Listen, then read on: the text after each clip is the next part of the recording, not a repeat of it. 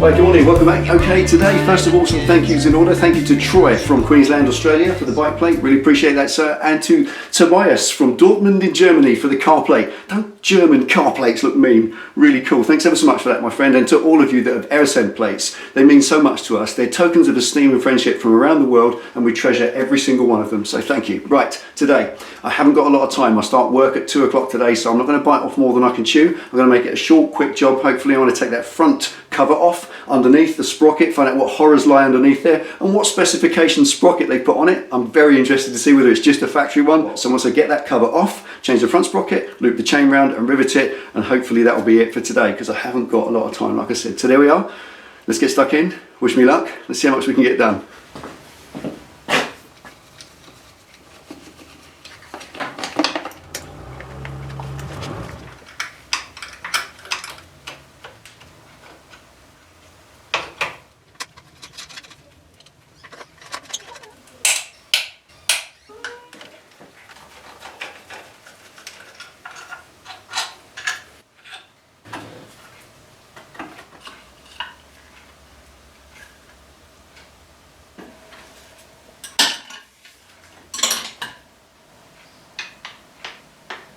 And in. Standard front sprocket, 17 teeth. Right, I said earlier, I'm going to wait to see what horrors lie inside this casing. I said it partly as a joke, referring to the possibility that there'd be dead badgers in here and all sorts of wildlife, and that this casing would be all full of thick waxy chain lube over years of neglect and grit and dust, but not. It's completely dry in there. It looks like it's never really had that much chain lube on it. But the horror is real, it's not just a joke. This front sprocket's loose, so loose that I can make a quarter of a turn on the nut with my fingers. That is absolutely astonishing. Check it out. Let's grab you. You can see on there, one of these 4 shoulders on the lock bolt is just sheared off and gone. But worst of all, the nut over the back does about a quarter of a turn freely with your fingers. So that's not tight at all, meaning that the sprocket itself can just drift about and boogie around on its own. I hope it hasn't damaged the shaft itself, the spline that it slides onto, because if it's loose and it's lozenging about like that, it can start beating the shaft up. So let's get that out, undo this with my fingers, and then see what damage is in there.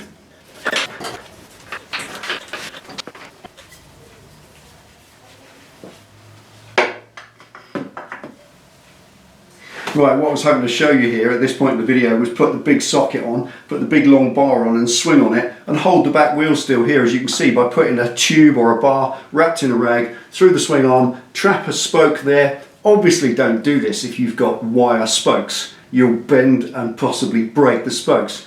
Don't do this if you've got that. But if you've got big cast aluminium 3-bar wheels like this, it's a perfectly okay thing to do. Put the bar through, wrap a rag around it, piece of wood, piece of 3x2 wood or something through there so it's nice and soft, something that's not going to damage your swing arm or your wheel spoke, and trap it in there so the wheel's not going to move at all. Chain on all the top run of the sprockets, and that'll hold that absolutely still without having to use the brake the other side, which I can't get to because I'm on my own. Anyway, I don't need to do that in this because obviously the nut is already hand loose, but I've still got to take off the lock nut, so I've still got to hold it still, at least for that.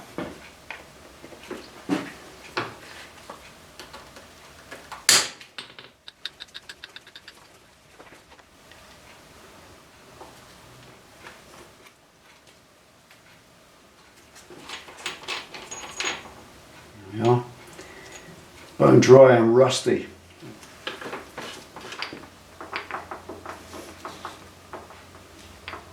Look at that rust.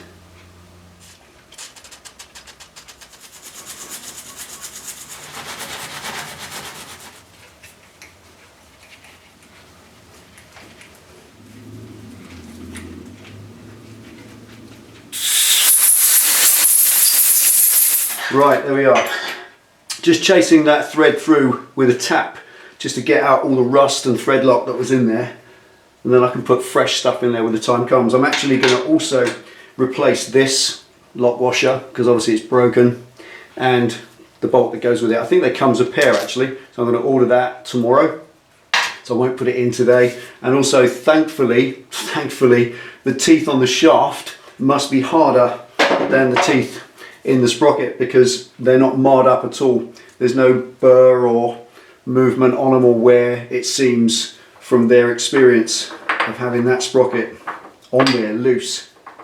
There is a little bit of play, but if it's anywhere, it's in the sprocket, thankfully. Well, I'll find out in a minute because I'm going to put the new one on and see if there's any play in the new one.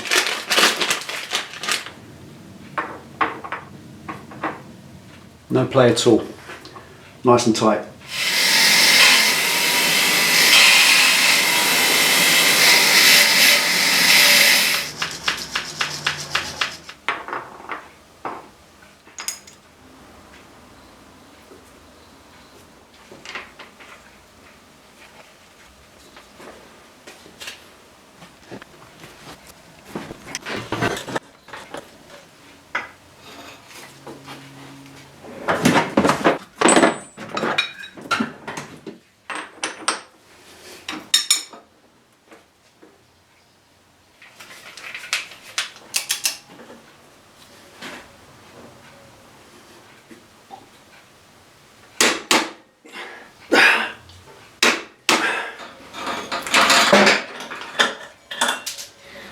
Right, there we are, front sprocket installed.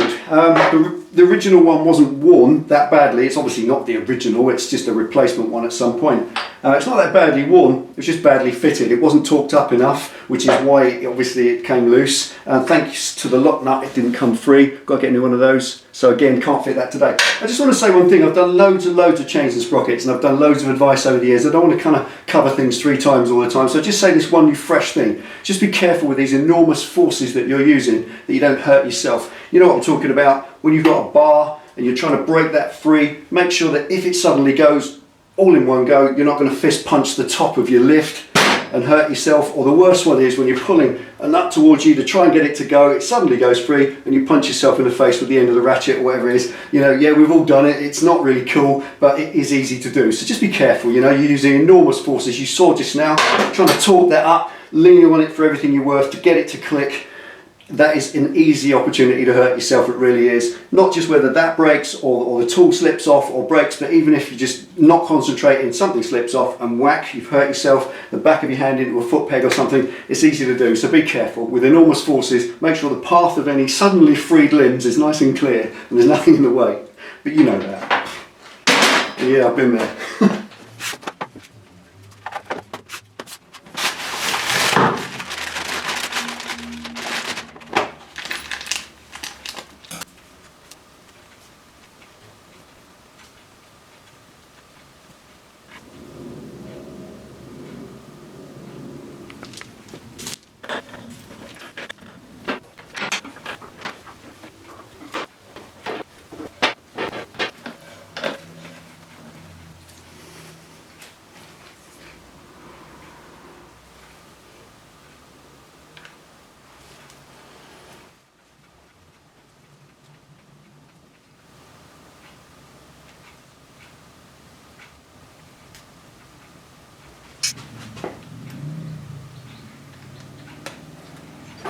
Alright, chain riveter. I bought myself one of these, treat myself to that, along with, I'm buying a few tools at the moment, as you can see, because our Patron squad are extremely helpful, and the money that they put together for us, the sponsorship that we get from them, we invest it in things we're going to use. Now I want to show you this. This is just a dedicated motorcycle chain riveter and splitter. It's not like the Sealy kit. The Sealy kit that comes in a box that I've used so many times in the past, it's a great kit. It is massively comprehensive, and I found, for me, I've never used any of the other pins. That kit, that Sealy kit that I've got, it will rivet right down to a cam chain. Tiny little thin chains, it will do bicycle chains, all sorts of things. It's very comprehensive, and that's great if you need that wide range, but I don't. I just do motorcycle chains. And I've done something like 11 chains on bikes, which is what, 22 pins that I've riveted on chains with that one kit, and I've gone through 3 of those flaring pins just because they eventually start to flare themselves and that makes them ineffective, so I've replaced them each time. Well, rather than that, this time I just thought I'd invest in a beefier one because obviously I'm doing this a little bit more often. If you watched any motorcycle technician working every day in a motorcycle dealership, they wouldn't have a kit like that. They'd have something more like this. Now what I like about this the most is that little pin. That's the business end of it. all that there. That's it. All the rest of that, that's for grabbing hold of it, and that's for screwing it in, and so on. You get the little anvil at the bottom that you press against. I'll show you how it works in a minute. But that, as I said, is the business end of it. And that end, that's for driving out the pins. If you're going to use one of these to split the chain. Personally, when a chain's going in the bin, I just lop a disc through it, throw it in the bin. But if you want to remove the link so you can put it back together again, and you don't want to damage the chain, you push it out one of them. Simply you grind the head off the 2 pins you want to push out, and then that will just slide them out like you wouldn't believe. The other thing, what I like the most about this is that, believe it or not, that is the riveting flare tool. So that little thing there in the end, that's what flares the end of the chain pins, and that is 100 times more beef than those pins I've seen in the past. I absolutely love that, and that's going to flare them perfectly. And you push it, you can see that's recessed.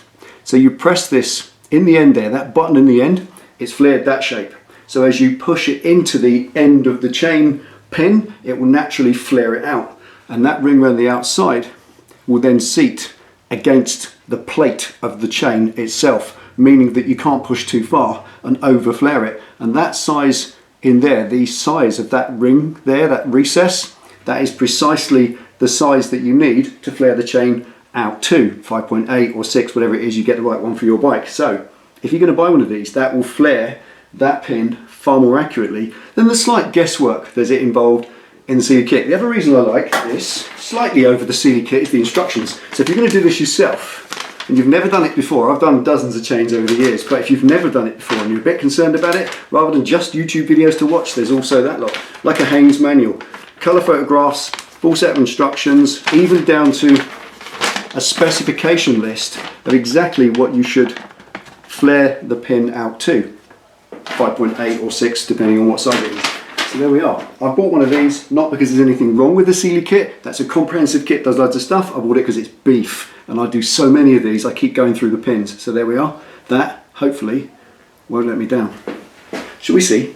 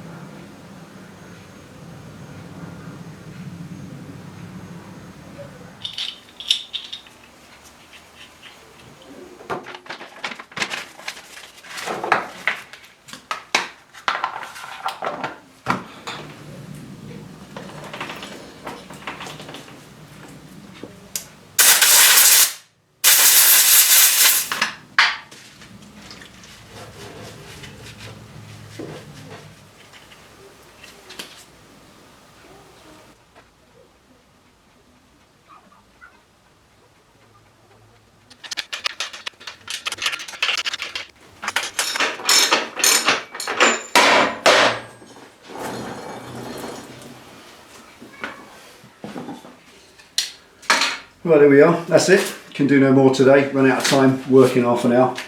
But there we are, chain and sprockets done. Now, apart from fitting that broken bolt when the new one comes, that's it for the back end for now. There's nothing much more I can do. The back wheel's got to come out again to have another tyre fitted. That's the nature of projects, there's always something holding something up. But there we are, you just plough through the jobs until they're all done. That's it. Now in the next one, I think it is high time we attack those front calipers. So for the next video, Tokiko 6-spot caliper rebuild.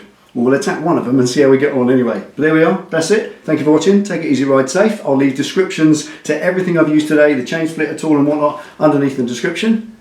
I'll see you next time.